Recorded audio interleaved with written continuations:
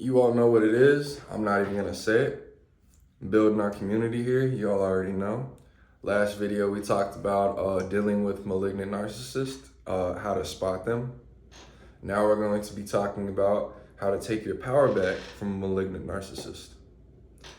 And as I said before, the things that you can do to take your power back from these different types of narcissists are going to be very similar. But the results of how they act is going to be what differs. But it also depends on people's personality types. Once you get to know somebody, you kind of know what they're going to do and how they're going to react when they get upset or angry or outraged or anything of that sort, or very depressed or whatever it may be. Whether the narcissist that you're dealing with plays the victim role very hard or not. So that's just something else to put in mind, to keep in mind. But anyway, the things that you're going to need to do when dealing with a malignant narcissist is going to be similar to the others. You are going to first take your emotions out of it. Once again, just observatory statements. You know, I see this, I see that.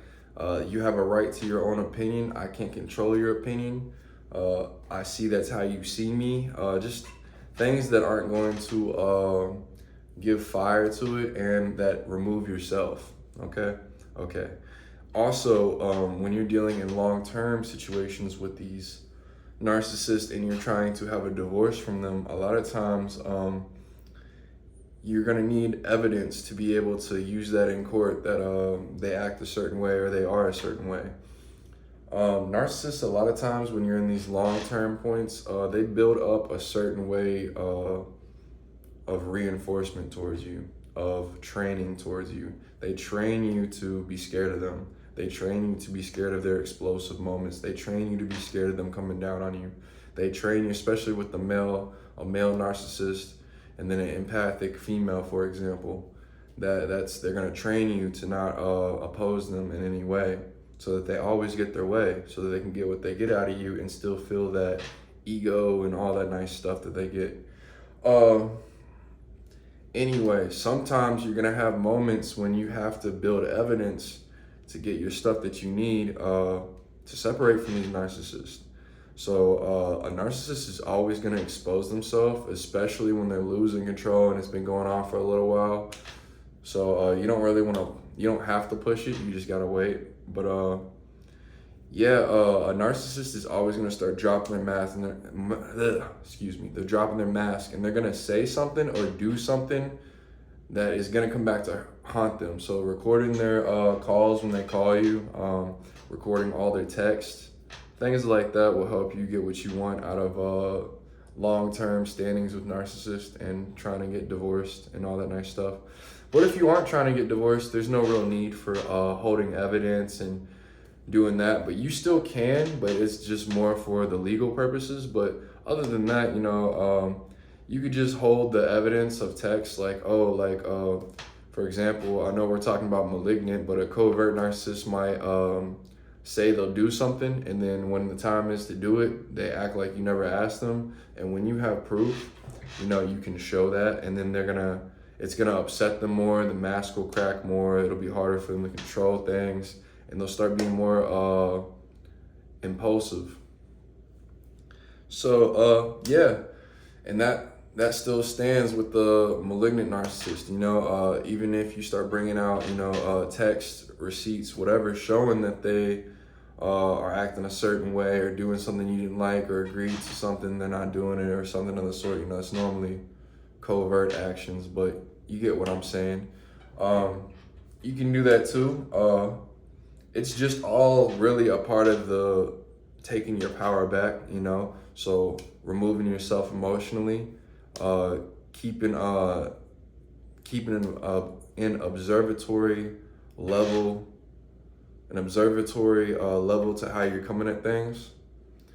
So keeping yourself distanced emotional wise, like I said, keeping the text, and then boundaries, making sure they're not stepping on you while you're defending yourself and defending your ground. And the last one is, once you finally get to the point where you have a separation from them and you don't see them in your everyday life, you just stay away from them. There is something that I did want to put in. Malignant narcissists are usually around the area of negative, pessimistic, like I said before. So they might be on possible harmful, self-harmful things that they might try to pull, if you guys get what I'm trying to say. So that is something that they may do when they're starting to lose the mask, play the victim role, feel sorry for me, I'm about to, whatever. So, y'all get what I'm saying. So that plays a part too. So just if you're dealing with a malignant one, be ready for that. It's a possibility. It's higher than the other ones for sure. But all of them will do it because it is an opportunity to a power control dynamic. Like, oh yeah, now feel bad for me and care about me, and I'm the one that you need to worry about now, even though you was talking to me about our relationship that I'm doing wrong in and not doing right in. It's just pretty much diverting the attention of what the relationship is focusing on. But yeah, that's pretty much all I gotta say for the malignant narcissist. Just make sure that when you're separating, the way that you know that you're fully over someone is that you don't think about them no more. You don't get triggered by them no more, and when they come around, you don't have any emotional impulses or reactions to them.